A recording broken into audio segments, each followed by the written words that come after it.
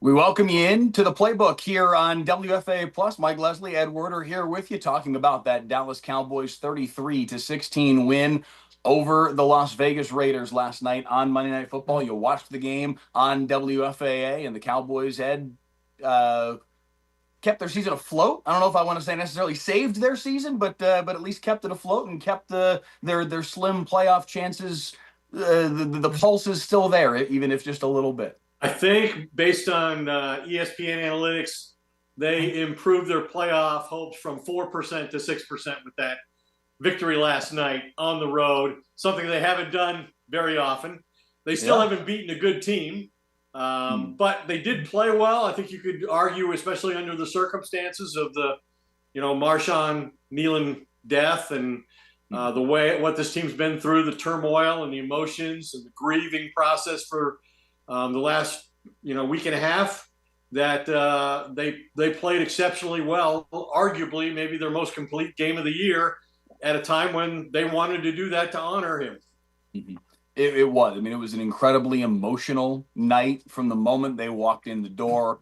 Dak Prescott very quickly coming out on the field, donning the special T-shirt that they had put together with Marshawn's face on the front. You could just feel the energy of the entire franchise. This was certainly not just the players. This was the entire coaching staff. Certainly Aaron White-Cotton walking in wearing Kneeland's jersey was, for me, maybe the single most powerful moment of, certainly at the very least, pregame. Obviously the moment of silence right before the game, seeing his jersey draped over the bench and the sideline. Those were also some real touchstone moments, certainly, of the night. But watching Aaron White-Cotton walk in wearing that number 94 jersey with Kneeland across the back, and you could see the emotion across his face. We're talking about somebody that worked as close or closer than anybody in that organization did with Marshawn Kneeland on a day in and day out basis. That moment spoke volumes about what this franchise is going through. And I think to be able to come out and perform the way that they did again, they are very early on in the process of grieving the loss of Marshawn Nealon, but I do think that performance was fundamentally helpful for all of them to feel like they went out and honored Marshawn Nealon on Monday night.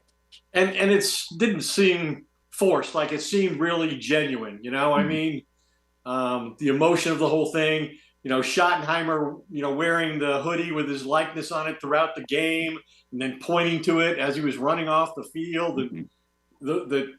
that was initially where his thought process was in addressing the team immediately after the game, was that you did this. You honored a player, a teammate Mhm. you wanted to honor, and you did it in the right way.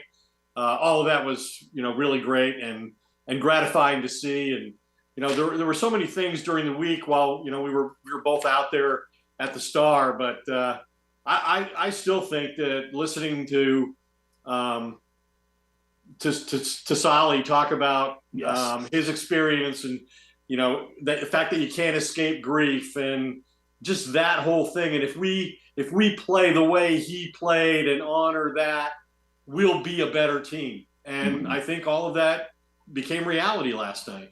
Yeah, yeah. I mean, he spoke more eloquently about one of the most difficult topics that any of us have ever seen a team have to deal with in such a profound way. The immediate thought I had after listening to him talk about Nealon's passing and the way that this locker room, this franchise in totality will deal with this, regardless of anything that Solomon Thomas does or does not do on the field this season, he may be the single most important offseason addition for this team just because of this moment.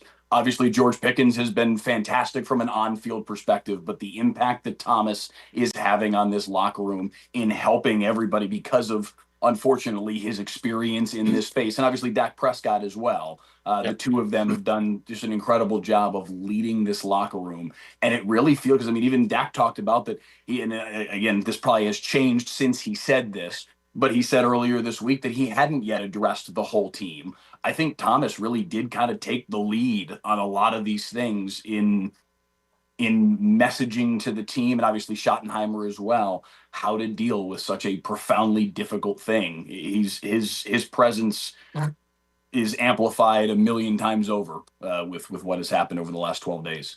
And it's remarkable because he spoke at the candlelight vigil and said he wasn't sure he had earned that. He hadn't been here all that Mm-hmm. long, and he wasn't sure that was really his place. And for him to do that, and for everybody to embrace the idea of him speaking on behalf of Marshawn Nealon, of the team on Marshawn Nealon, and then to take such a prominent place all week long in a game he didn't even play in, and wasn't going to play in all week, is, Yeah. I think, equally remarkable and speaks to his value as a human being. Yeah. In addition to all of that, the defense went out and put together certainly their best performance of the year. One, playing for Marshawn, but two, with a whole bunch of new faces, 5, 6 new guys out there on the field. Obviously, the additions of Quinnen Williams and Logan Wilson coming over via trade, but the return of DeMarvion Overshown, the debut of the rookie Savone Revel. This is a very different looking defense, just insofar as there are different bodies on the field, let alone their performance on Monday night.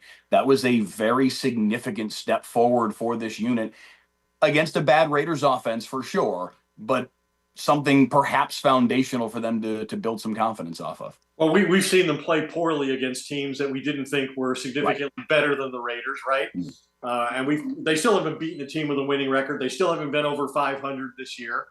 And so all of those things still are out in front of them, and they can take care of two of those things if they beat Philadelphia this week. But yeah, I don't think you can deny the performance just because of the opponent. Like, that's who was on the schedule. That's the only team they could impress us against. And they did. Like, Quinnen Williams took over the game very early in the first half of his debut as a Cowboy. He basically accomplished more in 2 quarters of football than he did in 8 games with the Jets. Yeah. He had a season high, sack and a half. He had 3 pressures, season high, and he had 5 quarterback hits, a career high. And he amplified the performance of everybody around him. Yeah. It's not a coincidence, I think, that 3 of the 4 sacks came from the defensive tackle, the starting defensive tackles. Kenny Clark was a different player. Oso Digizua was a different player. One of the things that really fascinates me, Mike, about the way this team's put together is most teams put a premium on the peripheral positions, on offense and defense, the edge rushers, the offensive tackles, the wide receivers, the quarterbacks, obviously.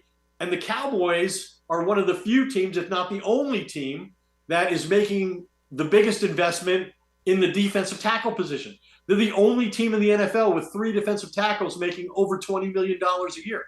Only the Patriots have even 2 defensive tackles making $20 million a year. And so it's been fascinating to see that. And I guess it's what Jerry said, as preposterous as it seemed the night he was explaining the Micah Parsons trade to Green Bay, and the fact that they wanted to get back a starting defensive tackle. And those were the teams that they approached first, and they got one in Kenny Clark. Although what they really wanted were the draft picks. Was him saying that that's where it's got to start on defense. We got to stop the run, and they've also proved these guys are versatile enough athletes that they can all play together. Yes. Whether it's a 4-man front, a 5-man front. I think Solomon didn't even play last night. He has position flex in that regard too. But Quinnen Williams basically coming in and saying, "Hey, you guys play the positions you want to play. You play what you're best at, and I'll take care of the rest." And he just created opportunities, I thought, for virtually everybody in the lineup. And maybe the one thing that you didn't mention that gets overlooked, and I'm as guilty as anybody, is maybe we didn't realize how important it was to have 2 veteran safeties in Malik Hooker and Donovan Wilson in the lineup, because there weren't all the coverage busts that we're so used to seeing. Yeah, no, those 2 being back, they're 2 guys that can be lightning rods for the Cowboys fan base a lot of times, but there is something to be said for, as you're saying, just the veteran presence and the wherewithal to not get beat over the top. They're neither of them is necessarily a guy that's going to go out and earn an All-Pro, but they do at least have that veteran presence, the understanding of the defensive structure, and the ability to not have those complete breakdowns as we saw for far too many games over the course of this season. I loved what Oso Digizua said. I'm sorry, not Osa. What DeMarvion Overshone said after the game yesterday regarding the presence of Quinnen Williams within the lineup, about how he is just allowing all of them, especially at the linebacker position, to just go feast, because he told them straight up, "I got it. I'm gonna take care of it. I'm gonna take care of 2 blocks. I'm gonna eat up bodies. You guys are gonna be able to run free and go make plays." And how freeing that is for a linebacker to hear that. One, the gumption, frankly, of Quinnen Williams to make such a comment and then go out on the field and back it up. But then as a linebacker, I mean, that is music to DeMarvion Overshone's ears, that he can just run free and flow to the football and go make plays. We're still learning. Last night was step 1 in the process of learning whether or not he'll have the same juice he had before this ridiculous knee injury that he suffered a year ago.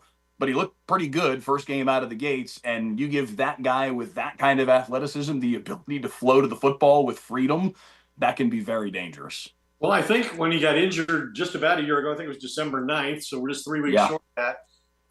If I'm not wrong, I believe he was second on the team in tackles and had 5.5 sacks. So he's really a dynamic playmaker. He's a big hitter. He's got unusual speed and quickness, and he's a dynamic guy who could do a lot of different things. And he incites the crowd. He gets the players excited. That can, have an obvious benefit as well. But let's hope has some long-term health here, because his first 2 seasons have both ended prematurely with torn ACLs and worse. In the most recent case, he's only played, I think last night was his 14th out of a possible 44 games he could have played in his NFL career. So this is a guy who has earned the right to be healthy for a while. And he's a guy that the players in that locker room love and want to see get this opportunity to be healthy. Dak Prescott had said it after the game, and it's rare that you hear a player say this sentence about anybody, any teammate, but Dak said, "He's my favorite player." Yeah. I don't recall hearing another player say that about somebody, certainly an active player say that about somebody on their own roster or otherwise. The highest paid player in football. I think Dak has a real respect for players like Overshone, who have an injury history from his own, rehabbing serious injuries. He knows the drudgery, knows the hardship, he knows the question in your future and whether you're ever going to be the same player or have the ability to play again. And so when those players are as committed as he is to recovering from these horrendous injuries and getting back to being what they were before, I think that really earns the respect of somebody like Dak Prescott. Yeah, no doubt. Somebody else who played a fantastic football game last night was George Pickens. Pickens and CeeDee Lamb filled it up yesterday in the stat sheet, but Pickens 9 for $144 and a touchdown. Both of them didn't play that first series. We never did get much clarity from Brian Schottenheimer or Pickens or Lamb after the game as to the hows and whys of that. But credit to both of them. They came out after that and balled out and did exactly what you'd want them to do from an on-field perspective. What would you make of their performance and of that storyline that mushroom clouded real quick early on in the game, but then I think with the way that they both played, it kind of tamped it down a little bit?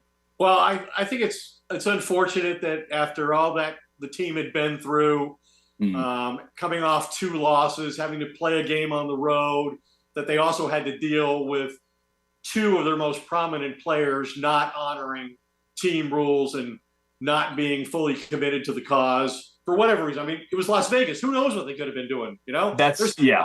There's more than one opportunity in Las Vegas when you're the visiting team and you're only there for one night. So I think it reflects poorly on both of them. I think it reflects poorly on them that they have not explained exactly what happened. If it was such a minor thing, why not just confess and own it? I think it speaks well of Brian Schottenheimer, a first-time head coach who is holding even his biggest stars accountable. And, they both had great games. I mean, 210 yards combined, each had a touchdown. So it was their best game as a tandem, but it cost the team a possession. And there's no telling how many possessions you're going to get or how important each one is. Right. Yeah. Yeah. No, listen, it was, and it's interesting because, like you said, it's Vegas.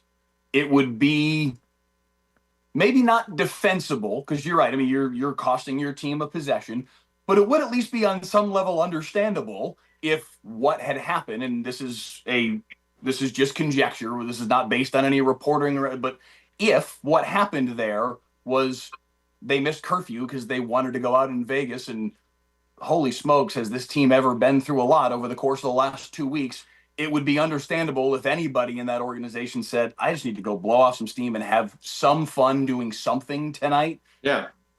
I get that. That makes some sense just on a basic human being level. Raising my hand as somebody who went out on Sunday night, but no, I didn't have a curfew. I didn't have a game to play the next day. But and believe me, I wasn't alone in that. So that's why you were doing you were doing television from a casino. Okay, I got you. You hadn't gone back to your room. Paul Melton. You can blame Paul Melton for that one.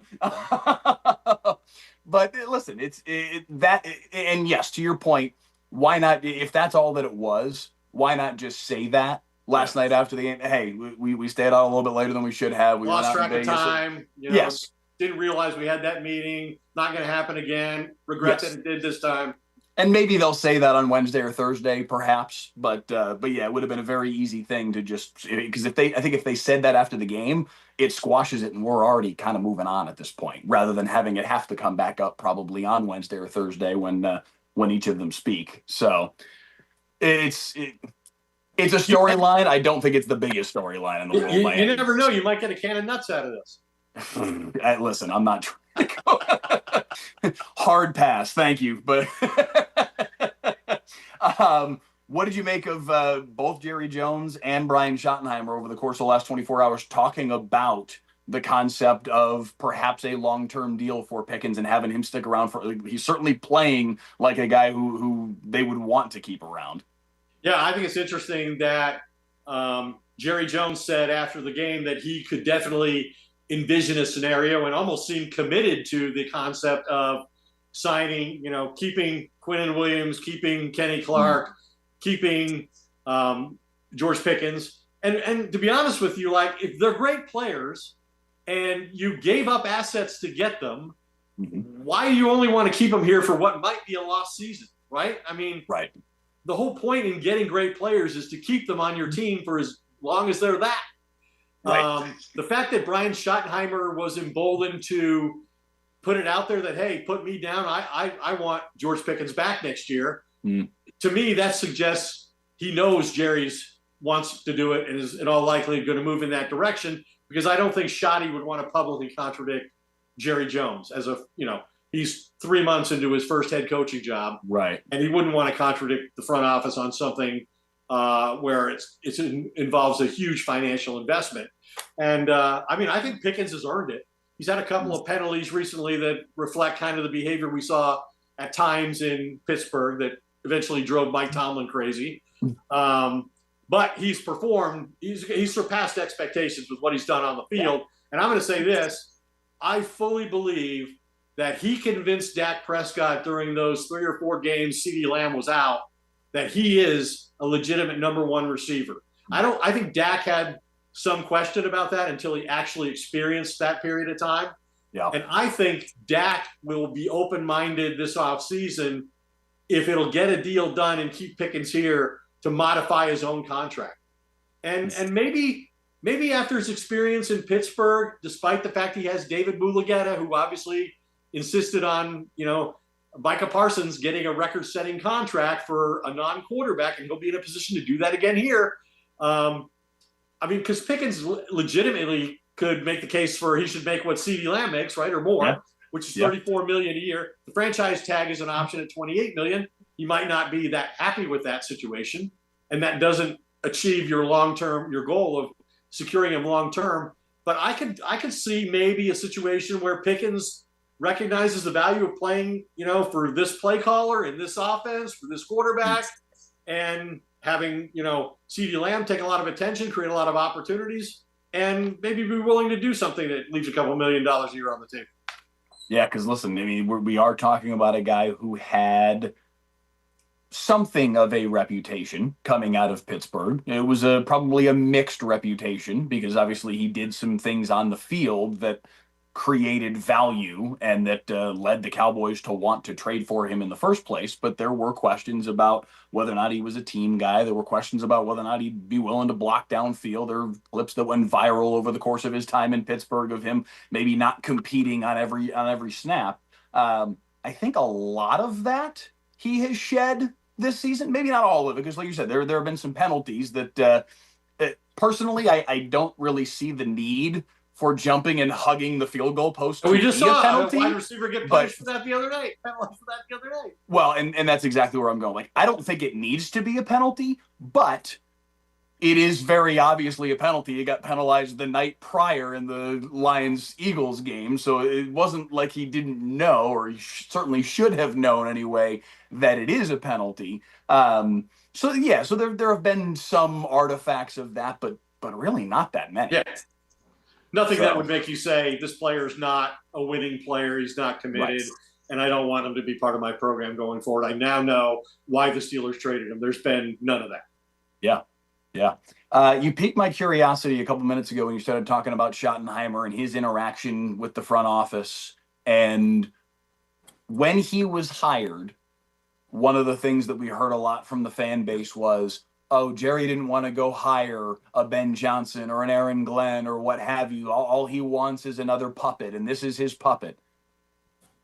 It doesn't feel like Brian Schottenheimer is playing puppet so far, with the way that he is leading this football team, with the way that he interacts with the locker room, and with his willingness. And to your point, maybe he has some, knowledge of some conversations with Jerry that he's already working down this path, or at least thinking down this path. But it does feel like he's comfortable enough in his own skin that he's willing to, if I think something, I'm going to say it.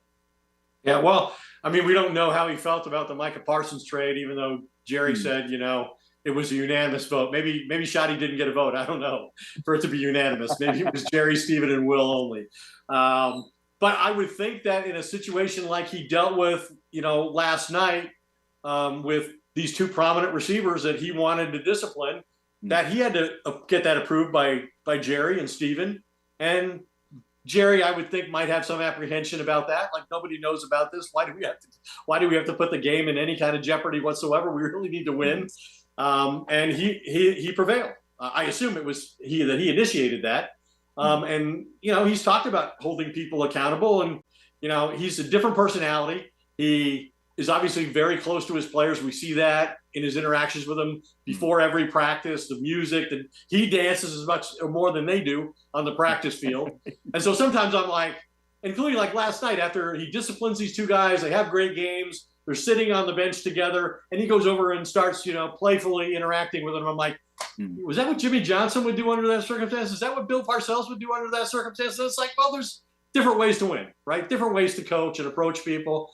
I don't think he's necessarily been a total pushover because I think that he had a little leverage in taking the job, not because he had other options to go be a play caller somewhere else. In fact, Mikey thought that's what he was going to do.